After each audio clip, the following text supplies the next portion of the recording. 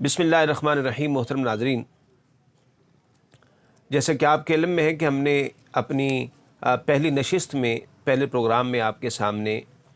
अल्लाह रब्बुल इज़्ज़त के ज़िक्र की फ़जीलत और अहमियत और वो लोग जो अल्लाह का ज़िक्र करते हैं इंदल्लाह उनका मकाम और मर्तबा क्या है, इस हवाले से हमने आपके सामने गुफ्तगू की। आज हम ज़िक्रुल्लाह ही की एक किस्म जिसको इस्तिग़फ़ार कहा जाता है, उसके हवाले से आप अहबाब के सामने कुरान और हदीस में से अपना मुख्तसर सा मुताला आपके सामने पेश करने की सादत हासिल कर रहे हैं, क्योंकि अहादीस तय्यबात के अंदर हम मुख्तलिफ़ अज़कार जो है वो मौजूद पाते हैं कि हुज़ूर अलैहिस्सलाम ने अपनी उम्मत को मुख्तलिफ़ अज़कार जो हैं कलिमात तय्यबात पढ़ने की तलकीन फरमाई है। तो अहादीस के अंदर मौजूद अज़कार में से इस्तिग़फ़ार जो है वो इंतहाई अहम ज़िक्र है, बल्कि यूँ कह लिया जाए कि इंसान अपनी ज़िंदगी में यकीनन इंसान होने के नाते, बशर होने के नाते बहुत सी गलतियों का जो है वो मुर्तकिब हो जाता है, उससे बहुत से गुनाह सरज़द हो जाते हैं। तो कुरान ऐसे लोगों को तौबा की तरफ बुलाता है। तो तौबा के लिए जो अहम तरीन वजीफ़ा है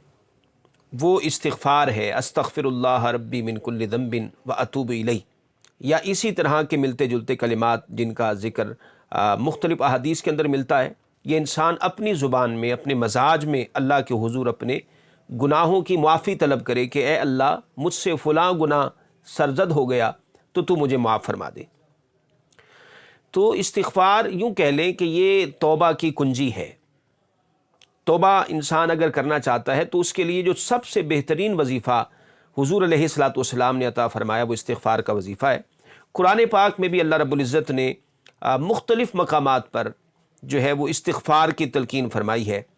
सूरह काफ में आयत नंबर 90 में अल्लाह रब्बुल इज़्ज़त इरशाद फरमाता है, वस्तग़फ़िरू रब्बकुम सुम्मा तूबू इलैहि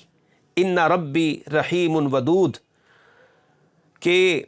ए लोगो अपने रब से इस्तिग़फ़ार करो, अपने रब से गुनाहों की माफ़ी चाहो, फिर उसकी बारगाह में तौबा करो, बेशक मेरा रब जो है वो रहम करने वाला है और मोहब्बत फरमाने वाला है। तो इसमें अल्लाह ताला ने दो चीज़ों का एक साथ ज़िक्र किया है, एक इस्तिग़फ़ार का और एक तौबा का। तो इससे पता ये चला कि इस्तिग़फ़ार जो है ये तौबा की पहली सीढ़ी है, कि तौबा के लिए इंसान सबसे पहले अपनी गलतियों पर अल्लाह ताला से माफ़ी तलब करे। फिर दूसरे मकाम पर अल्लाह ताला ने सूरह नमल की आयत नंबर 40 में इरशाद फरमाया, लौला तस्तग़फ़िरून अल्लाह लअल्लकुम तुरहमून, कि ए लोगो तुम अल्लाह से इस्तिग़फ़ार क्यों नहीं करते, अल्लाह ताला से अपने गुनाहों की माफ़ी क्यों नहीं चाहते ताकि तुम पर रहम किया जाए। इस आयत का मजाज ये बता रहा है कि अल्लाह ताला उन्हीं लोगों पर रहम फरमाता है कि जो अल्लाह ताला से इस्तिग़फ़ार करते हैं। जो जितना कसरत के साथ अल्लाह की बारगाह में इस्तिग़फ़ार करेगा, अपने गुनाहों की माफ़ी चाहेगा, अल्लाह ताला उसी कदर उस पर रहमत नाजिल फरमाएगा और उस पर रहम फरमाएगा। और फिर अल्लाह ताला ने कुछ अपने नेक बंदों का जिक्र करते हुए अल्लाह ताला ने कुरान पाक में इरशाद फरमाया, वल्लज़ीना इज़ा फ़अलू फ़ाहिशतन औ ज़लमू अनफुसहुम ज़करुल्लाह वस्तग़फ़रू लिज़ुनूबिहिम। अल्लाह ताला कुरान पाक में इरशाद फरमाता है, और वो लोग ऐसे हैं कि जब उनसे कोई गुनाह सरज़द हो जाए, औ ज़लमू अनफुसहुम, या वो अपनी जानों पे जुल्म कर बैठे, उनसे कोई गलती हो जाए, वो अल्लाह ताला के किसी हुक्म की नाफरमानी कर बैठे, तो फिर उन मेरे बंदों का मजाज ये है, उनकी आदत ये है कि ज़करुल्लाह, वो अल्लाह का ज़िक्र करते हैं ताकि उनके इस गुनाह का कफ़ारा हो जाए। फस्तग़फ़रू, और अल्लाह ताला से अपने गुनाह पर माफ़ी तलब करते हैं। लिज़ुनूबिहिम, अपने गुनाहों की माफ़ी अल्लाह ताला से तलब करते हैं। तो कुरान पाक में रब्बे करीम ने वाज़ेह तौर पर इन आयात में इस्तिग़फ़ार की अहमियत का एक पहलू बयान कर दिया कि वो लोग जो अल्लाह ताला की बारगाह में इस्तिग़फ़ार करते हैं तो अल्लाह ताला इस्तिग़फ़ार के बदला में उनको मकाम तौबा अता फरमा देता है, उनकी तौबा को कबूल कर लिया जाता है। और फिर फरमाया तुम इस्तिग़फ़ार करो ताकि तुम पर रहम किया जाए। और फिर अपने नेक बंदों की निशानी बयान करते हुए फरमाया कि जब मेरे नेक बंदे किसी गुनाह के मुर्तकिब हो जाएं ان سے کوئی غلطی سرزد ہو جائے تو میرے بندوں کی علامت یہ ہے کہ وہ میرا ذکر کرتے ہیں، وہ میری بارگاہ میں استغفار کرتے ہیں۔ تو سامنے محتشم پتہ یہ چلا کہ استغفار کی اہمیت قرآن کی درجنوں آیات سے جو ہے وہ واضح ہے۔ اس حوالے سے رسول اللہ صلی اللہ علیہ وسلم کی تعلیمات کو اگر دیکھا جائے تو آقا علیہ الصلوۃ والسلام نے صحابہ کو استغفار کرنے کی تلقین کی، تو وہ تلقین فقط صحابہ تک نہیں تھی، صحابہ تو اس امت کے بڑے لوگ ہیں جنہوں نے حضور علیہ الصلوۃ والسلام کی صحبت پائی، جنہوں نے آقا کا چہرہ اقدس دیکھا، گناہوں پر سچی توبہ کی، اور پھر ایسی زندگی بسر کی کہ جس زندگی میں اللہ اور اس کے رسول کی محبت ہمیں غالب نظر آتی۔ تو حضور علیہ الصلوۃ والسلام ایسی شخصیات سے گفتگو فرما رہے ہیں کہ جو یقیناً اللہ تعالیٰ کے ہاں مقبول بندے ہیں۔ حضور علیہ الصلوۃ والسلام نے ان کو استغفار کی تلقین کرتے ہوئے ارشاد فرمایا کہ استغفروا ربکم، اے لوگو اپنے رب سے استغفار کرتے رہا کرو، گناہوں کی معافی طلب کرتے رہا کرو۔ انی استغفر اللہ واتوب الیہ کل یوم 100 مرہ۔ آقا فرماتے ہیں کہ صحابہ اللہ کی بارگاہ میں استغفار کرتے رہا کرو، مجھے دیکھو میں دن میں 100 مرتبہ اللہ کی بارگاہ میں استغفار کرتا ہوں۔ یعنی حضور علیہ الصلوۃ والسلام دن میں ایک دن میں 100 مرتبہ اللہ کی بارگاہ میں استغفار کیا کرتے تھے، استغفر اللہ ربی من کل ذنب واتوب الیہ۔ اب سوال یہ پیدا ہوا کہ حضور علیہ الصلوۃ والسلام تو سید المعصومین ہیں، آقا تو معصوم ہیں، گناہوں سے پاک ہیں، تو حضور کا استغفار کرنا چے معنی دارد، اس کا کیا معنی ہوا؟ تو یہاں یہ بات آپ یاد رکھیں کہ جب کوئی گناہ گار بندہ، ایک عام شخص اپنے کسی گناہ پر، غلطی پر نادم ہو کر اللہ کی بارگاہ میں استغفار کرتا ہے، توبہ کرتا ہے، تو اس سے اس کے گناہ معاف ہوتے ہیں۔ لیکن جب کوئی نبی، کوئی رسول اللہ کی بارگاہ میں استغفار کرتا ہے تو اس کی استغفار سے اس کے درجات بلند ہوتے ہیں۔ وہ اپنے گناہوں کی معافی کے لیے استغفار نہیں کرتا ہے، اس لیے کہ انبیاء تو گناہوں سے معصوم ہیں، ان سے تو گناہ سرزد نہیں ہو سکتے ہیں، لیکن باوجود اس کے جب وہ استغفار کرتے ہیں تو اس استغفار کے بدلے میں رب کائنات ان کے درجات بلند فرماتا ہے، ان کو اپنا مزید قرب عطا فرماتا ہے، ان کا مقام بلند ہوتا ہے، ان کو درجات علیٰ عطا کیے جاتے ہیں۔ تو یہ حضور علیہ الصلوۃ والسلام کی حدیث پاک اس بات کی طرف ہماری رہنمائی کر رہی ہے کہ حضور علیہ الصلوۃ والسلام کا یہ ارشاد تو صحابہ کے لیے تھا، لیکن آقا علیہ الصلوۃ والسلام توجہ بعد میں آنے والی امت کی اس جانب دلا رہے ہیں کہ لوگوں کثرت کے ساتھ اللہ کی بارگاہ میں استغفار کیا کرو۔ اور پھر اس کی برکات اللہ اکبر کیا کہنے، یعنی استغفار بندہ اپنے گناہوں پر کرتا ہے کہ میرے گناہ معاف ہو جائیں، تو یہ کیا اللہ کی مہربانی کم ہے کہ ہماری استغفار سے ہمارے گناہ معاف ہو جائیں؟ تو یہ بھی بہت بڑا انعام ہے اللہ کا، یقیناً یہ بھی بہت بڑا کرم ہے اللہ کا۔ لیکن اللہ رب العزت اپنے بندوں سے کتنی محبت فرماتا ہے، اور آقا جو کائنات کے لیے رحمت بن کر آئے ہیں، ان کی عطا کردہ بشارتیں قربان جائیں، یقین مانیں ہم کبھی ان نعمتوں پر اللہ تعالیٰ کا حق ادا نہیں کر سکتے، ہم قاصر ہیں۔ سنیں حضور علیہ الصلوۃ والسلام کیا ارشاد فرماتے ہیں، یعنی گناہوں کی معافی کا اعزاز تو اپنی جگہ پر، اس کے علاوہ اللہ تعالیٰ استغفار پر کیا نعمت عطا فرماتا ہے۔ حضور علیہ الصلوۃ والسلام نے ارشاد فرمایا من احب ان تسرہ صحیفتہ فلیکثر فیہا من الاستغفار۔ آقا علیہ الصلوۃ والسلام نے ارشاد فرمایا کہ اگر تم میں سے کوئی شخص یہ چاہتا ہے کل قیامت کے دن جب اس کا نامہ اعمال کھلے اور اس کی کتاب کہ جس میں اس کی زندگی کا ایک ایک عمل ملائکہ لکھتے رہے، اب قیامت بپا ہو گئی اور اعمال نامے کھل رہے ہیں، آقا علیہ الصلوۃ والسلام فرماتے ہیں کہ یہ مقام بڑا پرخطر ہے، یقیناً لوگ پریشانی میں ہوں گے کہ وہ کام جو وہ لوگوں کی نگاہوں سے چھپ چھپ کر کرتا رہا،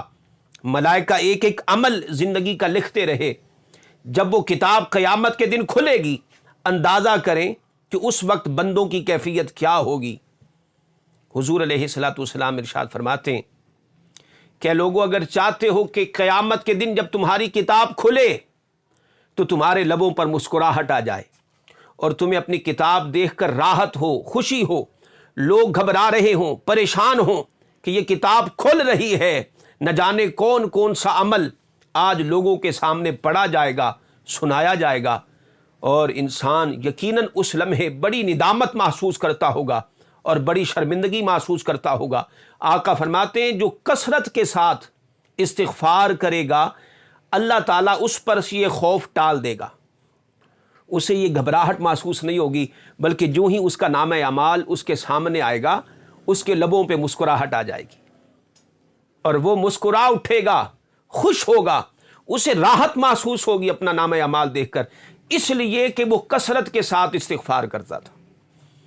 تو اگر ہم چاہتے ہیں کہ قیامت کے دن اس امتحان والی گھڑی میں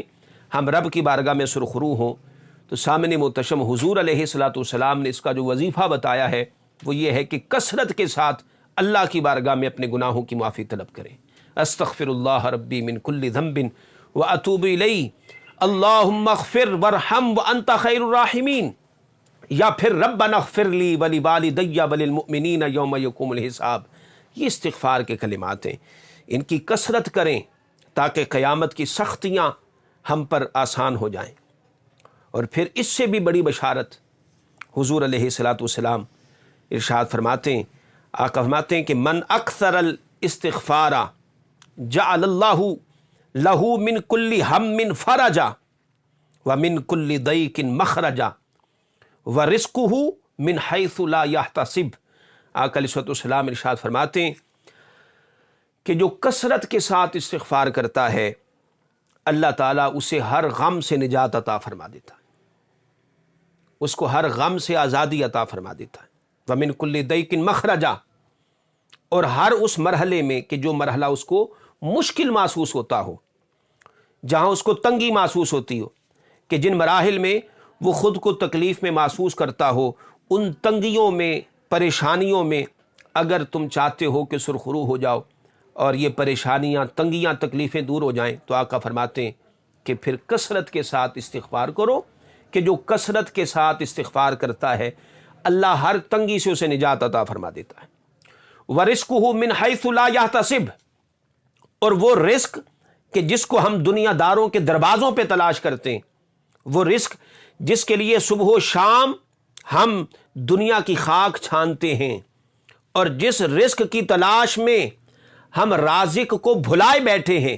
اور رب کی یاد سے غافل ہیں، ہم یہ سمجھ بیٹھے کہ شاید رزق کا انحصار ہماری محنت پر ہے، لیکن ہم یہ بھلا بیٹھے کہ رزق دینے والا اللہ ہے۔ محنت کی شرط ضرور ہے،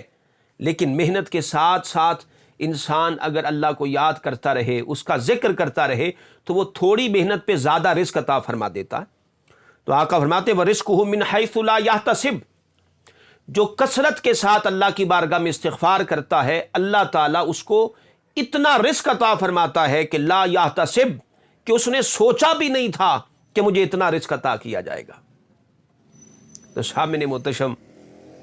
کتنا پیارا وظیفہ اللہ اکبر حضور علیہ الصلوۃ والسلام نے ہمیں عطا فرما دیا۔ کسی پر کوئی تنگی ہے،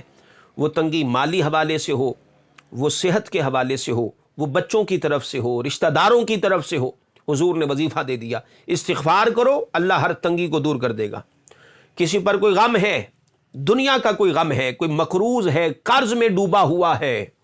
اور اسے صبح و شام یہ غم لیے بیٹھا ہے، وہ کثرت کے ساتھ استغفار کرے، اللہ قرض کے بوجھ سے چھٹکارا عطا فرما دے گا۔ وَرِزْقُهُ مِنْ حَيْثُ لَا يَحْتَسِبْ، اور اگر رزق کا فقدان ہے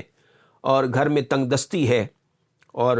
مالی حوالے سے انسان پریشان ہے، کثرت کے ساتھ استغفار کرو، استغفر اللہ استغفر اللہ استغفر اللہ، صدق کے دل کے ساتھ اللہ تعالیٰ رزق کے دروازے کھول دیتا ہے۔ تو یہ جو ہے یہ جامع الوظائف ہے، یعنی کتنے وظیفے لوگ دیتے ہیں کہ مقروض ہیں تو یہ وظیفہ کر لیں،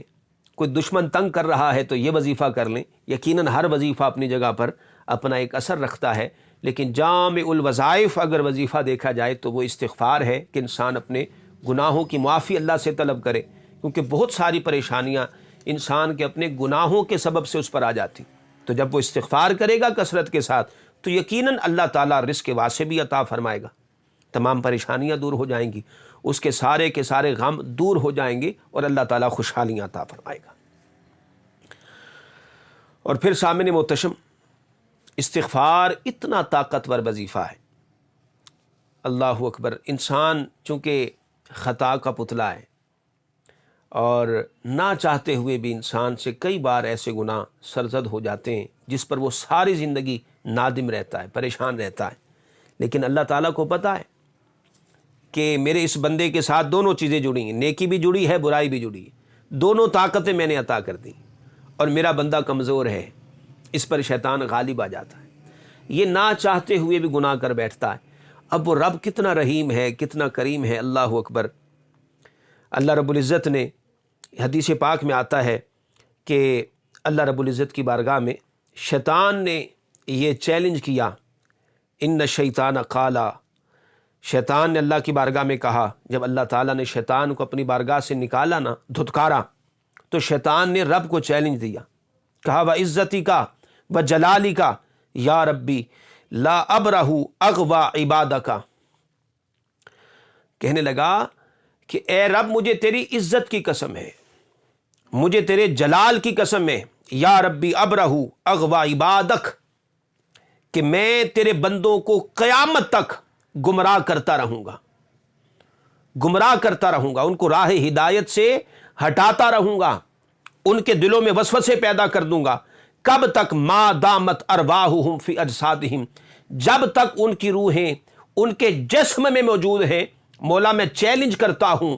تو مجھے مہلت عطا کرنا، میں تیرے بندوں کو گمراہ کروں گا،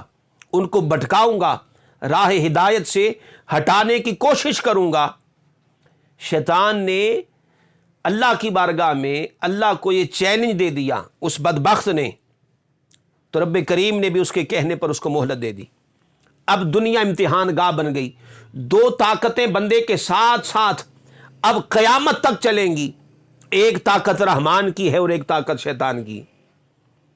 اب رحمان کی طاقت اسے اپنی طرف بلاتی، رب چاہتا ہے کہ یہ میری بارگاہ کی طرف چلا آئے، میرے ذکر میں رہے، نافرمانی نہ کرے، گناہ نہ کرے،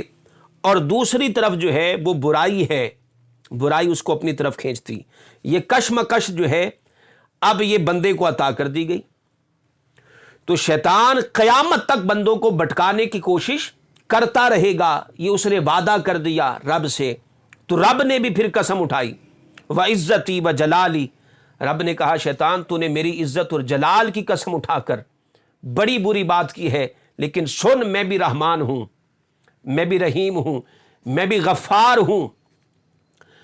میں بھی اپنی عزت کی قسم اٹھا کر کہتا ہوں، وعزتی وجلالی، مجھے بھی میری عزت اور جلال کی قسم ہے، لا ازال اغفر لہم مستغفرونی، جا پھر میرا بھی وعدہ ہے کہ تیرے بھٹکائے ہوئے بندے جب جب میری بارگاہ میں آئیں گے، استغفار کریں گے، توبہ کریں گے، وہ کتنے ہی گناہ کر بیٹھیں، تو کتنی ہی کوشش کر لے، اور تیرے وسوسوں کی بنا پر ان سے کتنے ہی گناہ سرزد ہو جائیں، میں اپنی عزت اور جلال کی قسم اٹھا کر کہتا ہوں، جب کبھی پلٹ کر میری بارگاہ میں آئیں گے، استغفار کریں گے، میں تب ان کی توبہ قبول کر کے ان کے گناہوں کی معافی عطا کروں گا، ان کی استغفار کو قبول کروں گا۔ تو کب تک ان کو بھٹکائے گا، کہاں تک گمراہ کرے گا؟ میرا بندہ جب بھی لوٹ کر آئے گا میں اسے قبول کروں گا، وہ جب بھی استغفار کرے گا میں اس کے استغفار کے نتیجے میں اس کے گناہوں کو معاف کروں گا۔ یہ ہے استغفار کی طاقت، یہ ہے استغفار جیسے وظیفے کی رب کی بارگاہ میں قبولیت۔ تو سامعین محتشم، یہ وظیفہ، اس کے لیے کوئی وضو کرنا شرط نہیں ہے، کوئی غسل کرنا شرط نہیں ہے، کوئی خاص حیت بنا کر مسجد میں جا کر بیٹھ جانا کوئی شرط نہیں ہے۔ آپ اٹھتے بیٹھتے سوتے جاگتے، دکان پر ہیں وہاں استغفار کریں، اپنے آفس میں ہیں وہاں استغفار جو ہے وہ پڑھتے رہیں، آپ اپنی سواری پر سوار ہیں، آپ وضو کوئی شرط نہیں ہے، وضو ہو تو اچھی بات ہے، نور علی نور۔ وضو نہیں بھی ہے، اٹھتے بیٹھتے سوتے جاگتے چلتے پھرتے، کاروبار میں ہوں، گھر میں ہوں، بچوں میں ہوں، دوستوں میں، آپ یہ وظیفہ، یہ کلمات اپنی زبان پر جاری رکھیں، استغفر اللہ استغفر اللہ استغفر اللہ، ہو سکے تو پورا پڑھ لیں، استغفر اللہ ربی من کل ذنب واتوب الیہ، استغفر اللہ ربی من کل ذنب واتوب الیہ، اتنا کلمہ آپ پڑھ لیں، رب کریم اپنی رحمت کے دروازے کھول دے گا۔ اور پھر سامعین محتشم، چونکہ انسان کمزور ہے، امام غزالی علیہ رحمہ نے احیاء العلوم کے اندر اس بات کو سمجھاتے ہوئے بہت پیارے جملے جو دل کو چھو جانے والے ہیں وہ رقم کیے۔ آپ فرماتے ہیں کہ انسان کے اندر اللہ تعالیٰ نے انسان کے مادے میں نیکی کے ساتھ برائی کو بڑی مضبوطی کے ساتھ ملا دیا ہے۔ انسان ہونے کے ناطے اس کے لیے ممکن ہی نہیں ہے کہ وہ ساری زندگی جو ہے وہ گناہوں سے بچا رہے۔ انسان ہے، کمزور ہے، کبھی نہ کبھی کہیں نہ کہیں کوئی چھوٹی غلطی اس سے سرزد ہو جاتی، کبھی کوئی بڑا گناہ اس سے سرزد ہو جاتا ہے۔ تو امام غزالی فرماتے ہیں کہ اگر انسان یہ چاہتا ہے کہ وہ اپنے جوہر میں سے اس شیطانی خباثت کو نیکی سے جدا کر دے، تو کہتے ہیں پھر اس کے لیے 2 آگوں میں سے ایک آگ کا انتخاب کرنا ہوگا، کہ جیسے لوہا جب زنگ آلود ہو جاتا ہے اسے آگ کی بھٹی میں ڈالا جاتا ہے تاکہ وہ اجلا ہو جائے، ستھرا ہو جائے اور نکھر جائے۔ تو آپ فرماتے ہیں کہ نیکی کے ساتھ جب برائی انسان کے دل میں گھر کر جائے تو اب انسان یہ چاہتا ہے کہ میرا جوہر جو ہے وہ صرف نیکی کی طرف راغب رہے اور برائی اس سے ختم ہو جائے۔ تو امام غزالی فرماتے ہیں پھر 2 آگیں ہیں تیرے لیے، ان 2 آگوں میں سے ایک آگ تیری برائی کو نیکی سے جدا کر دے گی۔ وہ کہتے ہیں ایک، اب یہ تیرا اختیار ہے، تو جو چاہے آگ اپنے لیے منتخب کر لے۔ آپ فرماتے ایک آگ ہے توبہ کی، ندامت کی، مجاہدے کی، یہ بھی آگ ہے۔ انسان توبہ کرے، روئے، گڑ گڑائے، اللہ کی بارگاہ میں نادم ہو، مجاہدہ کرے، محنت کرے اللہ کی راہ میں۔ ایک یہ آگ ہے، اگر چاہتا ہے اس آگ میں آنا کہ اس آگ کے ذریعے سے میں اپنے جوہر کی جو برائی ہے اس کو ختم کر دوں، کہتے ہیں توبہ کی بھٹی میں آ جاؤ، خود کو توبہ کی بھٹی میں جلاؤ، صبح و شام اللہ کو یاد کرو اور اپنے گناہوں کو یاد کر کر کے آنسو بہاؤ اور اس کی بارگاہ میں اس کے نادم بندے بن کر رہو اور مجاہدہ کرو۔ اور دوسری آگ ہے جہنم کی آگ، کہ اگر یہاں نادم نہ ہو سکے، توبہ نہ کر سکے، پھر جہنم کی آگ تو تمہاری منتظر کھڑی ہے، اس میں تو پھر جانا ہوگا۔ اگر چاہتے ہو وہ آگ منتخب کرنا اور توبہ کی آگ سے بچنا چاہتے ہو اور تمہیں توبہ کی توفیق نصیب نہ ہو سکے، پھر جہنم کی آگ کا انتظار کرو، وہی تمہاری برائی کو ختم کرے گی۔ آپ فرماتے اس سے کتنا ہی اچھا ہے کہ انسان دنیا کے اندر اس ہلکی آگ کو تسلیم کر لے، اس کی بارگاہ میں توبہ کرے، استغفار کرے، اپنے گناہوں پر نادم رہے، مجاہدہ کرے۔ یہ آگ کچھ بھی نہیں، یہ آگ کچھ بھی نہیں، لیکن اگر وہ آگ مقدر ہو گئی خدا نہ خواستہ، جسے دوزخ کہا جاتا ہے، جسے نار جہنم کہا جاتا ہے، تو پھر وہاں بچنے کا کوئی راستہ نہیں ہوگا۔ تو یہ کتنا آسان طریقہ جو ہے وہ حضور علیہ الصلوۃ والسلام نے ہمیں عطا کر دیا۔ آقا فرماتے لِكُلِّ دَاءٍ دَوَاءٌ، آقا فرماتے ہر بیماری کی ایک دوا ہوتی ہے، کہ انسان جب بیمار ہو جائے تو وہ ڈاکٹر کے پاس، طبیب کے پاس جاتا ہے اور اپنا مرض بتاتا ہے، تو وہ اسے اس مرض کی دوا دیتا ہے، تو وہ نتیجتاً تندرست ہو جاتا ہے، اس کا وہ مرض ختم ہو جاتا ہے۔ آقا فرماتے لِكُلِّ دَاءٍ دَوَاءٌ، ہر مرض کی کوئی نہ کوئی دوا ہے۔ وَدَوَاءُ الذُّنُوبِ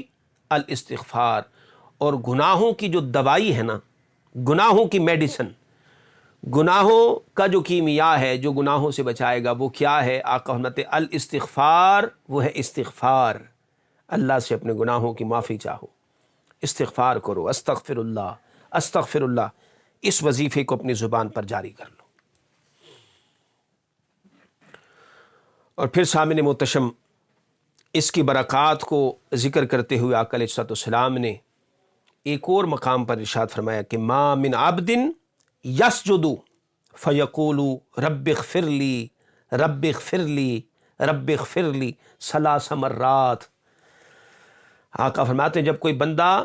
سجدے میں جا کر 3 مرتبہ کہے رب اغفر لی رب اغفر لی، رب اغفر لی، اے اللہ مجھے معاف کر دے، اے اللہ مجھے معاف کر دے، اے اللہ مجھے معاف کر دے، 3 مرتبہ کہے، یا یوں کہہ لے استغفر اللہ استغفر اللہ استغفر اللہ، سجدے میں جا کر، نماز والا سجدہ نہیں، ویسے الگ سے کوئی سجدہ کر لے، یوں ہی اللہ کی بارگاہ میں سر زمین پر رکھ کر اپنے گناہوں کو یاد کر کے کہے استغفر اللہ استغفر اللہ استغفر اللہ، 3 مرتبہ کہہ لے۔ حضور علیہ الصلوۃ والسلام فرماتے ہیں الا غفر لہ قبل ان یرفع رأسہ، آقا فرماتے ہیں اس کا سر سجدے سے بعد میں اٹھے گا، اللہ اس کے گناہوں کو پہلے معاف فرما دے گا۔ یعنی استغفار جو ہے یہ گناہوں کی بخشش کا اتنا تگڑا وظیفہ ہے کہ آقا فرماتے ہیں سجدے میں جا کر 3 مرتبہ کہہ دو استغفر اللہ استغفر اللہ استغفر اللہ، صدق دل کے ساتھ۔ نیت یہ رکھو کہ مولا انسان ہوں، غلطیاں ہو گئیں تو معاف کر دے، ارادہ کرتا ہوں کہ میں آئندہ یہ غلطی نہیں کروں گا، تو یہ ارادہ کر کے توبہ کی نیت بنا کر 3 مرتبہ استغفر اللہ کہو۔ آقا فرماتے ہیں سر اٹھاؤ، سر اٹھانے سے پہلے اللہ گناہوں کو معاف کر دے گا، اور پھر آگے تہیہ کرو کہ وہ غلطی ہم سے سرزد نہیں ہوگی، لیکن بتقاض بشریت اگر پھر کوئی غلطی ہو جائے تو پھر اللہ کی بارگاہ میں آ جاؤ۔ وہ تو کہتا ہے جب جب غلطی ہو تب تب آ جاؤ، اس نے کوئی حد نہیں رکھی۔ ہاں ایک حد ہے، روح نکلنے سے پہلے پہلے، آخری ہچکی آنے سے پہلے پہلے، جان نکل جانے سے پہلے پہلے بندہ جب بھی اللہ کی بارگاہ میں آئے گا اللہ تعالیٰ اس کی توبہ کو قبول فرمائے گا۔ اور پھر حضور علیہ الصلوۃ والسلام نے ایک بہت پیارا مکالمہ ذکر فرمایا۔ آقا فرماتے ان العبد لیقول یا رب اغفر لی وقد اذنب، حضور فرماتے ہیں کہ اللہ تعالیٰ، ایک بندہ اللہ کی بارگاہ میں آتا ہے اور آ کر عرض کرتا ہے اے اللہ میرے فلاں گناہ کو بخش دے، میرے گناہوں کو معاف کر دے، میں نے فلاں گناہ کر لیا تھا مولا، میں نہیں چاہتا تھا کرنا لیکن کیا کروں، مجھ پر میری شہوات میری خواہشات غالب آ گئیں اور میں نہیں بچ سکا مولا، مجھ سے فلاں فلاں فلاں گناہ ہو گئے، اے مولا تجھ سے معافی مانگتا ہوں تو مجھے معاف کر دے۔ اچھا ادھر بندہ رب کی بارگاہ میں معافی طلب کر رہا ہوتا ہے، آقا فرماتے فتقول الملائکہ، اب وہ ملائکہ جو اس کے اعمال پر نگران ہیں، جو صبح و شام اس کے اعمال لکھتے ہیں، وہ رب کی بارگاہ میں عرض کرتے ہیں یا ربی انہ لیس لذالک باہل، وہ کہتے ہیں مولا یہ بندہ جو ہے نا، یہ بندہ یہ بہانے باز ہے، یہ توبہ کا مغفرت کا اہل نہیں ہے، یہ آج توبہ کر رہا ہے الہی، یہ کل پھر وہی گناہ کرے گا، لہذا تو اس کی توبہ قبول نہ کر۔ یہ اسی طرح کرتا ہے، ایک دن گناہ کرتا ہے، دوسرے دن پھر توبہ کر لیتا ہے، پھر گناہ کرتا ہے، پھر توبہ کرتا ہے، لہذا یہ اس کا اہل نہیں کہ اس کی توبہ کو قبول کیا جائے۔ اللہ اکبر، فرشتے یہ شکایت کرتے ہیں، اب رب کا جواب سنیں، رب اپنے بندوں سے کتنا پیار کرتا ہے۔ اللہ اکبر، انسان گناہ کر کے رب کی طرف لوٹ جائے تو رب اتنا پیار کرتا ہے، تو جب انسان سچی ستھری زندگی گزار کر اللہ کی بارگاہ میں جائے گا تو اللہ کتنی نوازشات عطا فرمائے گا، وہ گناہگار بندوں پر اتنی مہربانی فرماتا ہے۔ تو جب نیکوکار بندے، نیکیاں کرنے والے، نمازیں پڑھنے والے، گناہوں سے بچنے والے اس کی بارگاہ میں ہاتھوں کو اٹھاتے ہوں گے تو رب کو کتنا پیار آتا ہوگا۔ جو گناہگاروں سے اتنا پیار کرتا ہے، نیکوکاروں سے کتنا پیار کرتا ہوگا۔ آقا فرماتے فرشتے ادھر شکایت کرتے ہیں کہ مولا نہیں، یہ مغفرت کا اہل نہیں ہے، تو اس کی توبہ قبول نہ کرنا کیونکہ کل پھر یہ جرم کرے گا۔ اللہ اکبر، اللہ فرماتا ہے قال اللہ تبارک و تعالی لکنی اہل ان اغفر لہ، اللہ فرماتا ہے ملائکہ یہ توبہ کا اہل نہیں ہے، مغفرت کا اہل نہیں ہے، تو کیا ہوا، میں تو بخش دینے کا اہل ہوں نا، تم اس کی اہلیت کیوں دیکھتے ہو، تم میری اہلیت دیکھو کہ میں کتنا رحیم ہوں، میں کتنا کریم ہوں اور اپنے بندوں سے کتنا پیار کرتا ہوں۔ تو رب اس کے گناہوں کو معاف فرما دیتا ہے۔ اللہ اکبر، ہم تو مائل بکرم ہیں، کوئی سائل ہی نہیں، راہ دکھلائیں کسے کوئی راہ رو منزل ہی نہیں۔ آج لوگ سوال کرتے ہیں کہ رب کو کیسے منائیں، جی رب کو کیسے راضی کیا جائے، رب ہم سے ناراض ہے؟ نہیں، رب ہم سے ناراض نہیں ہے، ہم کہیں روٹھے ہوئے ہیں رب سے، وہ تو مانا ہوا ہے۔ وہ جو رب کی رضا کو تلاش کرتے پھرتے ہیں، بھائی رب تو مانا ہوا ہے، اس کو منانے کے لیے کون سا وظیفہ چاہتے ہو، وہ تو مانا ہوا ہے، وہ تو منتظر رہتا ہے کب میرا بندہ میری بارگاہ میں آئے گا۔ ایک بزرگ تھے کسی بازار میں بیٹھے اور وہاں زاروں قطار روتے چلے جا رہے ہیں، تو لوگوں نے جب ان کو دیکھا کہ اس طرح بلک بلک کر رو رہے ہیں تو بڑے حیران ہوئے، کہا بابا جی خیریت ہے؟ آپ کا مال کسی نے چرا لیا ہے جو آپ رو رہے ہیں، یا کوئی تجارت میں گھاٹا آ گیا، یا کہیں پیسے آپ کے گم ہو گئے، کیا ہوا ہے؟ کس نقصان پر رو رہے ہو؟ تو بابا جی نے کہا کہ نہیں بیٹے، میں کوئی تاجر تھوڑا ہوں، یا بازار میں کوئی خریداری کرنے تو نہیں آیا تھا۔ کہا بابا جی یہاں تو سب لوگ اسی لیے آتے ہیں، تو آپ یہاں پھر کیا لینے آئے ہیں؟ تو بابا جی کہنے لگے اللہ اکبر، اپنے اس لرزتے لہجے میں کہا بیٹے میں تو اس لیے آیا تھا کہ یہ جو دنیا دار لوگ ہیں جن کو ان کی تجارت نے ان کے رب سے دور کر دیا ہے، میں تو اس لیے آیا تھا کہ ان کی صلح ان کے رب سے کروا دوں،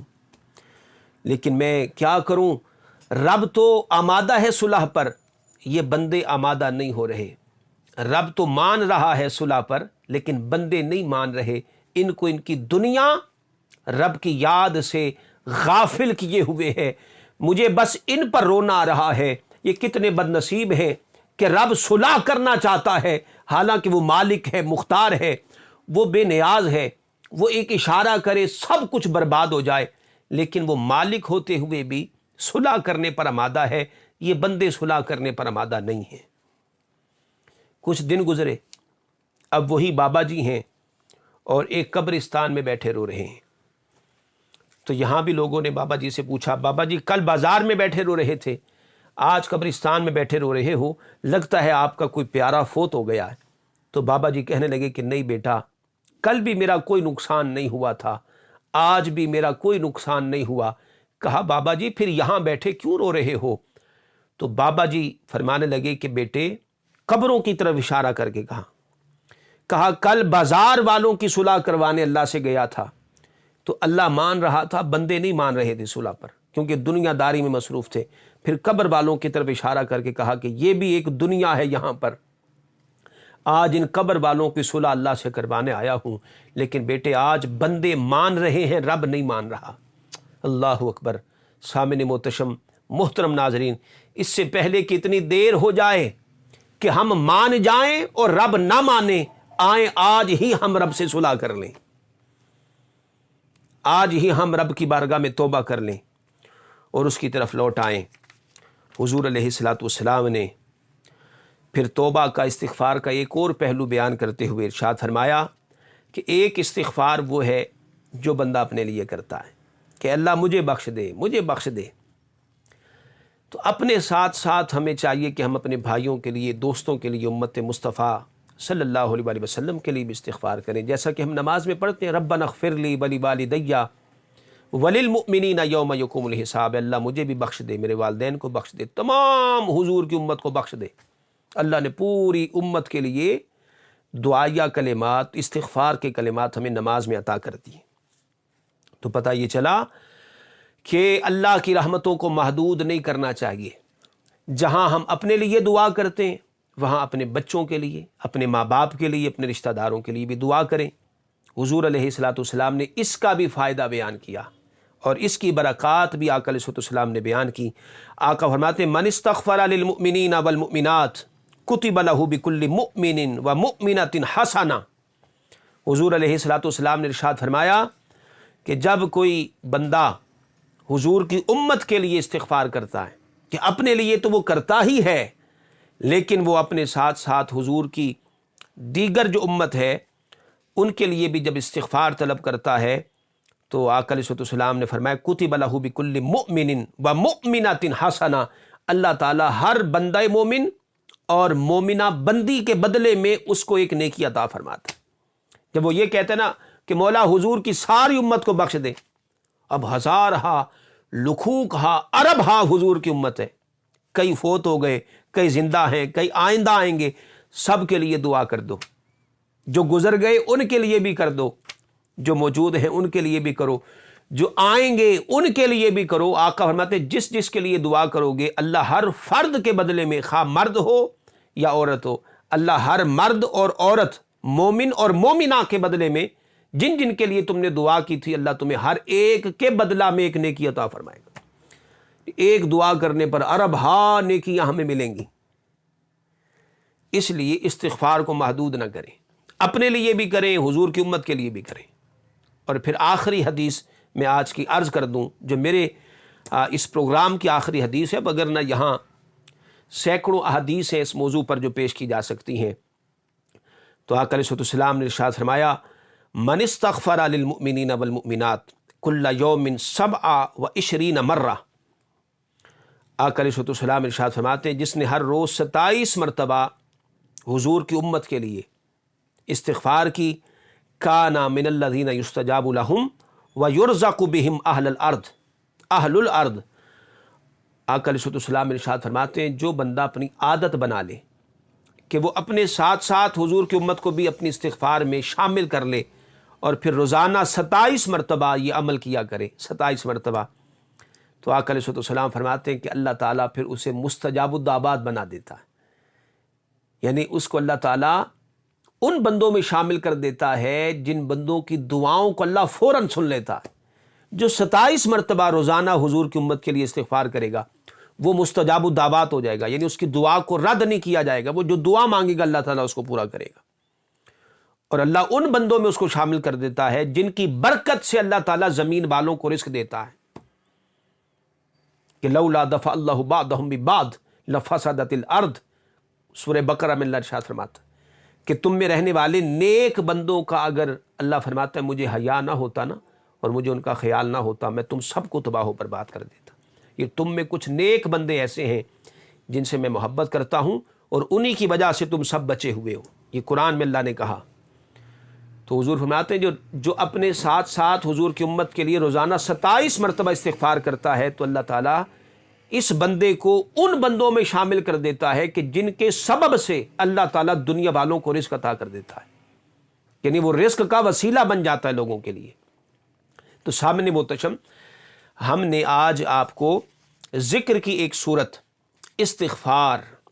اس کی فضیلت اور اہمیت پر آپ کے سامنے ہم نے گفتگو کی ہے۔ اللہ تعالیٰ کی بارگاہ میں دعا ہے رب کریم ہمیں کثرت کے ساتھ صدق دل سے استغفار کرنے کی، توبہ کرنے کی توفیق عطا فرمائے، اور اس کی جملہ برکات اور اس کی جو رحمتیں اور اس کے جو انعامات ہیں، اللہ تعالیٰ وہ جملہ انعامات و برکات ہمیں عطا فرمائے۔ اس پروگرام کے ذریعے سے آپ تک بہت سی دینی معلومات پہنچائی جا رہی ہیں، وہاں اس کے ساتھ ساتھ آپ کو یہ بھی سہولت مہیا کی جا رہی ہے کہ اگر آپ اپنے دینی مسائل کے حوالے سے ہم سے کوئی مسئلہ پوچھنا چاہتے ہیں تو اس حوالے سے نمبر اور ای میل ایڈریس جو ہے وہ اسکرین پر چل رہا ہے، اس پر آپ ہم سے رابطہ کر کے اپنے دینی مسائل ہم سے پوچھ سکتے ہیں۔ آپ اپنے مسائل ہم سے پوچھیں، انشاءاللہ ہم قرآن و حدیث کی روشنی میں کوشش کریں گے کہ اس کا شافی و وافی جواب آپ تک پہنچایا جائے۔